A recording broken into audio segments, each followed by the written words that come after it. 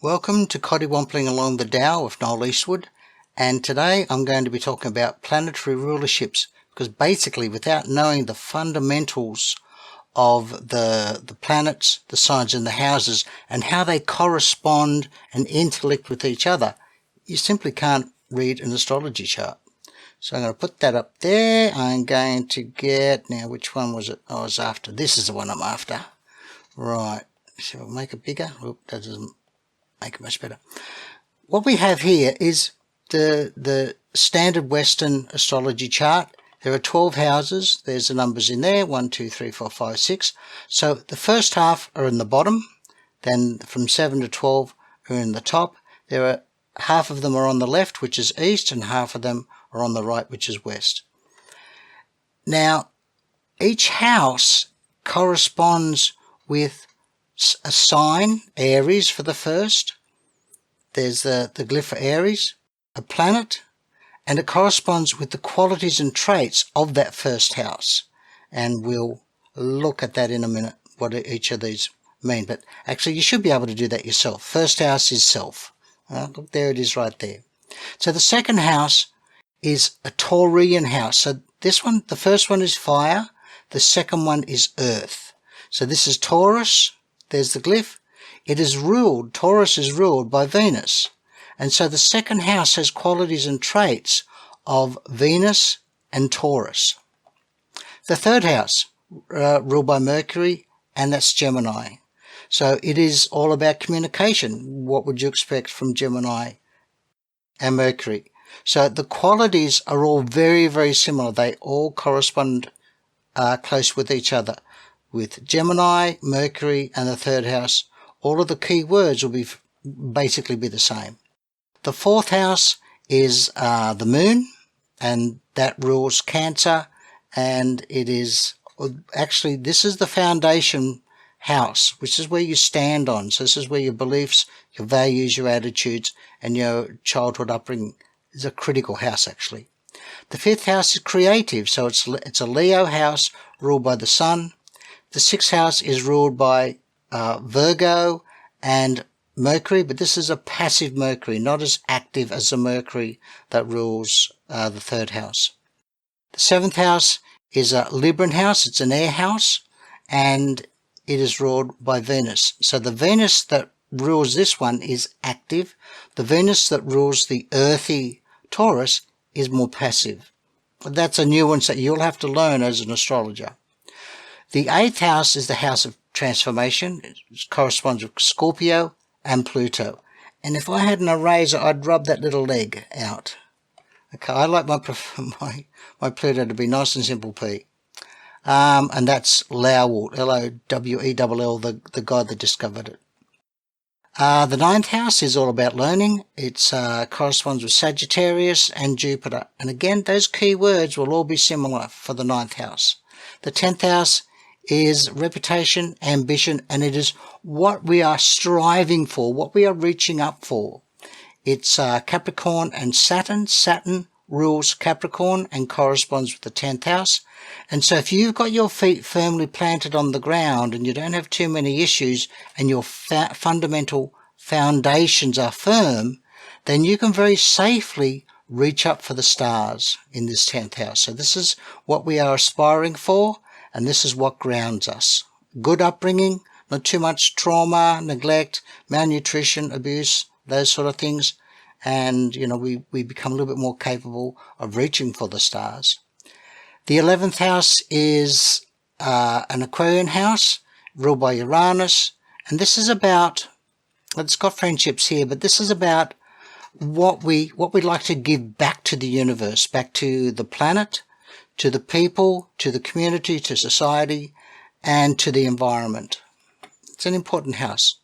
And the 12th house is the deep unconscious. This is Pisces and Neptune, and they are associated with just being in the moment as part of the whole.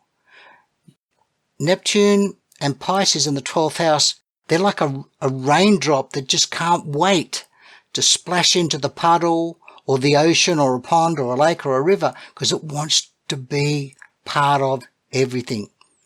It doesn't like being alone. It doesn't like to be an individual. It melds and blends, which is why people with strong 12th house Pisces or Neptune in their chart tend to pick up so much energy from other people and environments, they can become overwhelmed. Anyway, that's for another lesson. So I want you to see here is that there are planets associated with each house.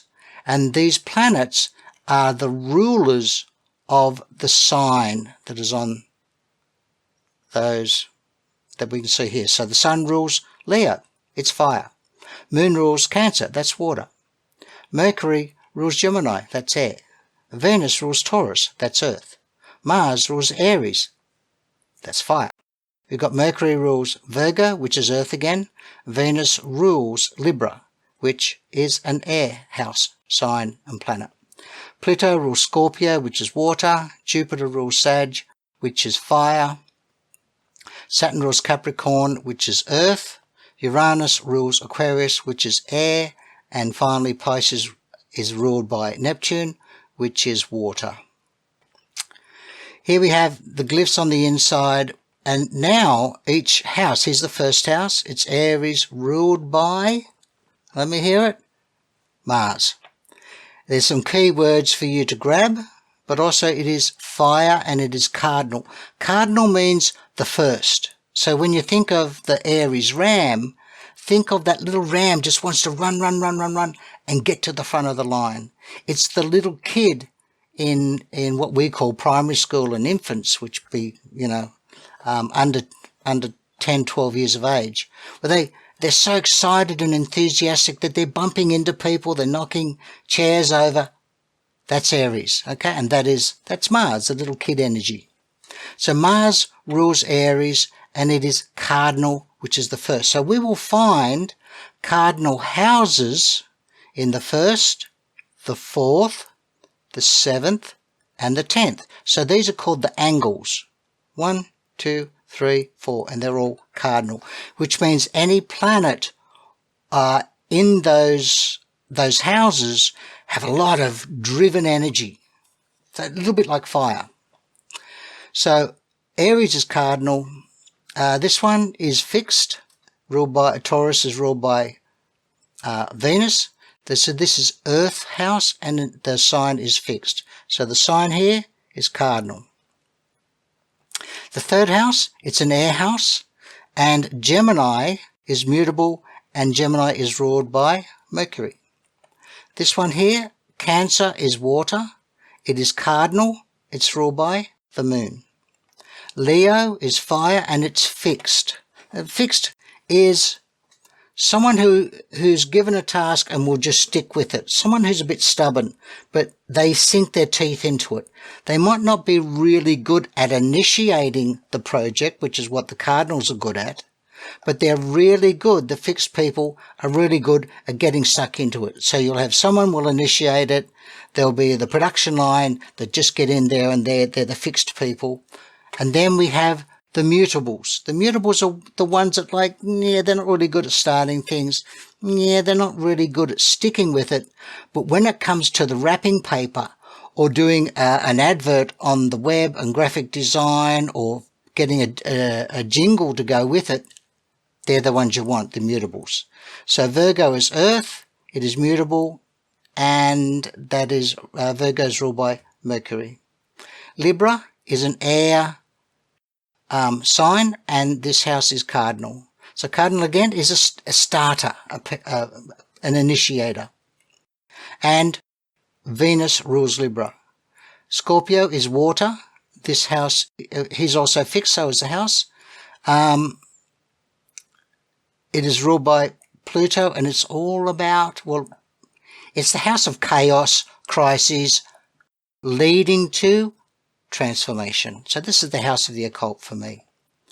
The 9th house is it's fire house. Sagittarius is fire, and it is mutable. So it's a good finisher. Capricorn, Sagittarius of course is ruled by Jupiter. Capricorn is ruled by Saturn. It's earth and it's cardinal. Again, a good starter. Aquarius is ruled by Uranus. It is air and fixed. And finally, Neptune rules Pisces, and they're both water and mutable. Okay, so again, take a screenshot of that or go and find it on the internet. There's lots of these. But these associations and correspondences are critical, which brings me to this one that I wanted to finish up with. Mars can be anywhere in the chart, as can Aries. So we're going to, in a second, I'm just going to work through this one more time. In a second, I'm going to look at a chart, and then I'll show you how the rulerships are, how you can read a chart with greater accuracy. So here is the self, is the first house. This is what we value. It's material, social, spiritual, social, security. We value our security. So this is the house of security as well. This is the house of communication, but it's short-term communication of what we learn in infants and primary. Okay, so when we're little kids, we learn the rules of learning, and we learn the rules of reading and writing and maths. We learn the rules of socialization. So that's the third house. The ninth house is higher learning. Okay, that's ruled by Mercury. And home and family for the fourth. Don't forget, this is foundations that we stand on from our childhood, from doing rescue work of our inner child. We can firm up those foundations so that we can reach up to the 10th house and reach for the stars of what that promises. Leo and the sun, that's fire. It's pleasure, it's addiction, gambling, sex, drugs, rock and roll. It's also creativity. It's a Leo thing, but it's actually a very general fire theme, addictions and these other things. But the creativity and imagination's very important in that fifth house. Work and health. Now I call the sixth house and Virgo also the house and sign of service. So they're great. They provide service to anyone. They're just very, very generous with their time and their energy. But also it's the house of habits. So if you have good habits, good healthy habits, you have good health. If you've got bad dietary habits, bad sleeping habits, bad drinking habits, bad lifestyle, then you're going to have bad health. That's why I see it. Good habits is what this sixth house is all about. It's ruled by Mercury. Wherever Virgo is in the chart, Mercury will still rule it. We'll look at them in a minute. Venus rules Libra, and this is the house of partnerships. Partnerships in terms of the customer that you just served, the client that you just saw, the person that opened the door for you. It can be your lovers, it can be your family members and friends, but it's a very general set of people. Now what this is like a funnel. This is other people. It's a funnel or a mirror to the first house. So here we are, the self. And how do we know about ourselves? How do we learn what sort of a person we are? Well, people tell us. Where are those people? Here. So this is like a mirror to us, because without looking in the mirror, you're not going to see the zits. You're not going to see the facial hair that's sprouting everywhere. Okay, so we need the mirror to improve ourselves. Pluto rules Scorpio, and that is associated with transformation. And as I said before, crises, chaos leads to transformation. So we need to put ourselves through that initiation process to be able to bear the gifts and accept the gifts from that Scorpio, Pluto, and the 8th house. Higher learning, Jupiter and Sag, and that could be travel, could be religion, it could be law. This rules a whole lot of things, but it's mostly about higher learning. Good keyword. I'm not real keen on this reputation there. Saturn ruling Capricorn is all about achievement. People that have a really strong Saturn or a really strong Jupiter, which is very interesting here, Sagittarius, Jupiter, Capricorn, Saturn, they study and they study and they study. And when they've studied all of these courses and done the diplomas and the certificates, they go, I can't actually practice astrology yet because I think I need to do one more course. So just keep an eye on that in your charts when you do readings, that people that have a dominance in the 9th house, in Sagittarius or Jupiter, any of those three, if there's a dominance there, and the same with the 10th house with Saturn and Capricorn, there will be a tendency for them to just have that little bit of insecurity about their knowledge and their ability to reproduce what they've learnt. Here we go into the 11th house. This is an interesting house too. It's ruled by, it's an air house ruled by Aquarius and Uranus. And planets in there tend to push the person or the native towards doing things for the environment and for others, even to sacrifice themselves and the things that they value, because it's just this, it's like a bug inside that's eating away, that I've got to do the right thing for the environment, I've got to do the right thing by the people. And Pisces, ruled by Neptune, the 12th house, that is the deep unconscious. Now, people that have a dominance either in the 12th house, Neptune conjunct, particularly the ascendant, the moon and the sun, and a dominance of planets in Pisces, they will exhibit a great deal of sensitivity in which the world is really tough for them. They're just a little bit too fragile for the world, and they need a keeper. They need someone, a partner or a parent or a friend, that will actually guide them through how to apply for a pension, how to get a license, how to do the day-to-day stuff, because they can be a little bit off with the fairies, and they become extremely sensitive and it can become a little bit neurotic. Okay, let's look at the first point here. Gemini is ruled by Mercury. And where is Mercury? He's always up near the sun. Okay, there's Mercury is in Pisces. Now, Gemini normally sits here, doesn't he? On the cusp of the 3rd house, but he's not. So we have to take Gemini wherever he is. So now what happens in terms of rulership is the ruler, the ruling planet, which is Mercury, grabs that whole 1st house and sucks it up and drops it in to the 9th. So now we have the person's self, how their sense of self and their self-worth and the efficacy of how they see themselves performing is involved with what they're aspiring, what their ambitions are. So if they're not achieving, they're going to feel pretty darn awkward and uncomfortable. Now, interestingly, the planet that rules the ascendant is called the Lord of the chart. And there he is. So Mercury is the Lord of the chart. We'd put that up there. Very important planet, in other words. Our Sun's here as well. So Sun rules Leo. So because it is his rulership, he will suck that 3rd house and pop it into here as well. So where does this person get irritated because of the little things that the 3rd house can sometimes trigger? And when you do a lot of charts, you'll see that the 3rd house is sometimes an edgy house. Little things, annoying things like bugs or people slurping their coffee or something like that just irritate them. That's if there's a dominance here. That's what I need to tell you. If there's a dominance there, then bingo. Now, you'll notice that this house has no planets. Hello? That doesn't mean anything. We can still read the 3rd house by the sign and by its ruler. So we would say that this person's 3rd house, they have fun at school. Look at Leo. Woohoo! They like to be a leader. That's a Leo.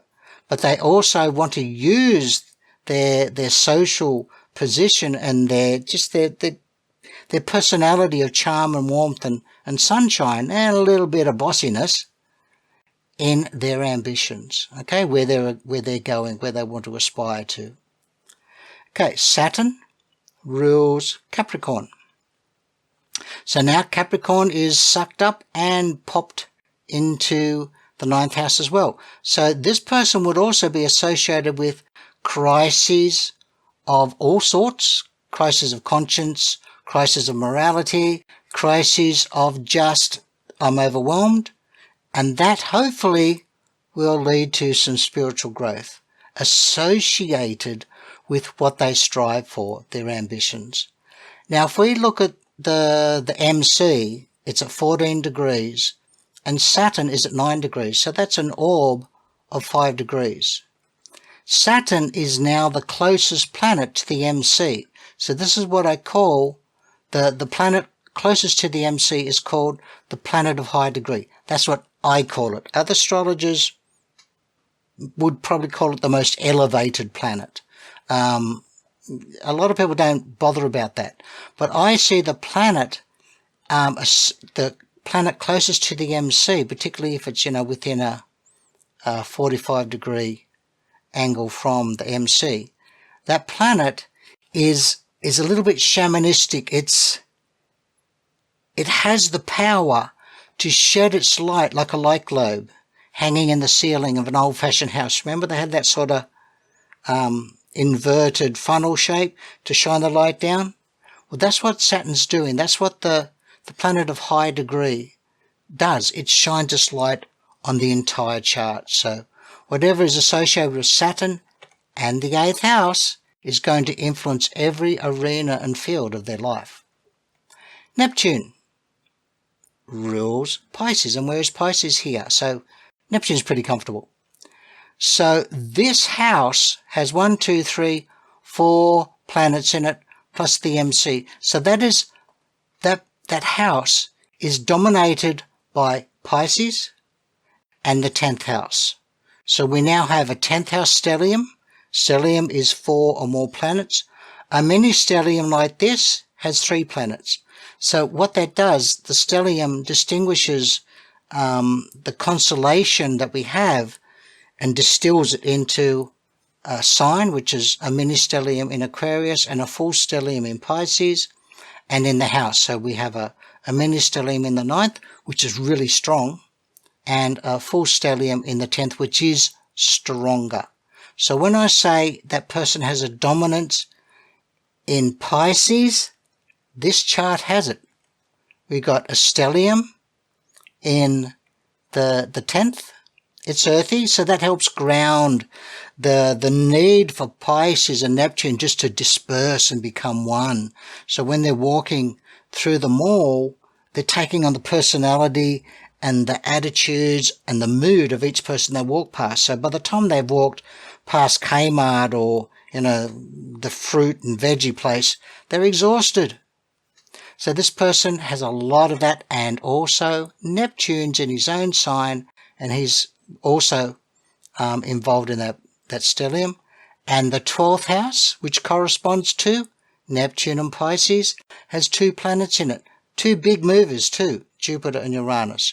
So this person, I would say, just looking at it, has a Piscean dominance, a dominance in the 10th house and a dominance in Pisces. So that tells me a real lot already.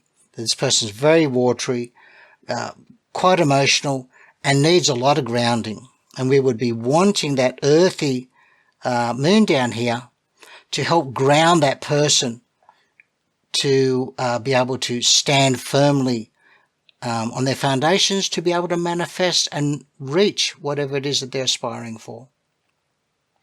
So each planet, except for Chiron, he doesn't have a rulership, and I'm not fussed about rulerships for the ones that the later asteroids that we've found, like Ceres. No, don't bother with rulerships. And of course the North Node and South Node don't have rulerships either. Just the basic planets. Jupiter rules Sag, so the relationships that he forms go into the 12th. What is the 12th? It's deep sleep. It's the deep unconscious. So this person could be a little bit disturbed deep down in their relationships. And what is Sag on the descendant and on the 7th cusp all about? Fun. I want a fun partner. Someone that is funny and likes taking a bit of drugs and having a few drinks, parties, woohoo. Could also be the flip side of that coin is, I like someone that is learned, someone that is knowledgeable and adventurous and loves learning. Now, why did I say that it sort of disturbs them? Is because its ruler, Jupiter, is in the 12th house. So too much of the activity that Sagittarius can generate a massive amount of energy. And that energy can slide into immoral, illegal, unethical behaviors, as well as it can slide into, happy, positive things. But Jupiter in the 12th it's really deep and it agitates, because Jupiter is not the sort of planet that you can put in a hole and leave it there. He's going to keep on be pushing the lid on the hole up and jumping out. So he's going to agitate, as does Uranus. These two are very similar in that they're major agitators in the unconscious. I want freedom. Just give me freedom. Give me space. I want to change things. And Uranus rules Aquarius, interestingly, on the 9th house. So that 9th house and these 3 planets go into here. So now we know that the 12th house is pretty loaded. 1, 2, 3 planets plus the 7th and the 9th all sitting in there. So we know that this person really does need a minder. So let's go back to the rule of 1, 2, 3 in astrology. If it happens once in astrology, okay, we got a stellium in Pisces. That's once. So it's maybe this person is a bit spaced out and gets stressed when there's just too much activity, too much emotion around them. 2, Neptune is in there as well. He's part of that stellium. So that's possibly my thesis of being Pisces dominant and needing a minder could possibly be correct. I need a 3, and here we have it. Links to higher learning and all of that Aquarian, Mars, Venus, and Pluto energy, and that 7th house is in here. So there is number 4. It's most probable that my thesis is correct. So 1, it happens once? Yeah, maybe. 2, possibly. 3, pretty darn sure it is correct. Okay, let's have a look. Mars rules Aries, which is on the 11th. So the urge to do the right thing by the environment and their community and society is drawn over into this house as well. So they're going to study maybe climate. I don't know. Pluto rules Scorpio, which is the house of good habits. So good learning habits are going to influence this. And of course, it's the planet of transformation and chaos. So good luck learning. It'll be interesting. And Venus rules, we've got Libra and Taurus. So the 11th, the 12th, and the 5th jump in there as well. So we've got a double up here, a correspondence double up there. So that's how you rule it. So here we have the 6th has nothing, the 5th has nothing, the 2nd and the 3rd, they don't have any planets. Totally unimportant, because we look at their rulership. We look at the rulership of Pluto, Pluto on Scorpio, and it sucks all of that energy of the 6th into here. It means that you need to work really hard to understand the chart, but it's worth it. Okay, give me a like if you like this, send me an email or make a comment, and I will catch you at the next Coddiwompling. Thanks for watching.